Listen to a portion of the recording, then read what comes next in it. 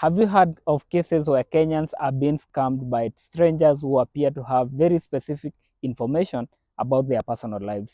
A few weeks ago, my friend Brian received a WhatsApp message inviting him to attend a church conference that required him to register online. So the WhatsApp message appeared to be very legit based on the logo and how the person had introduced themselves. So he clicked on the link, which was a big mistake. So what he didn't know is that by clicking on the link, a stranger was able to clone his WhatsApp account.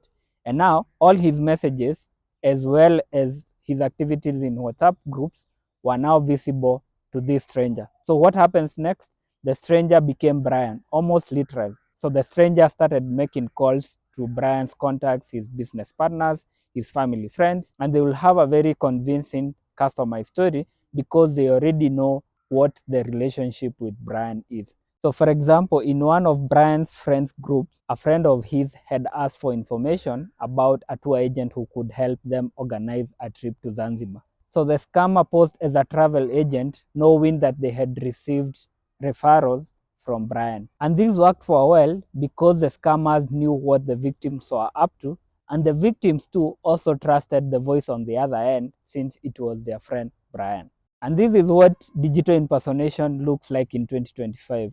One link, many victims. Oftentimes, when these kinds of impersonations or fraud happen, many Kenyans will tend to blame banks, telcos, or even the systems for allowing the so-called committee fraudsters to target us. But how often do we check the links that we are clicking online? Or when was the last time you checked which app has access to your messages, to your contacts, or even to your camera? And the good thing is you do not have to be a techie to protect yourself against digital impersonation. Here are 3 habits that can help you be safer online. Number 1 is restricting your digital footprint.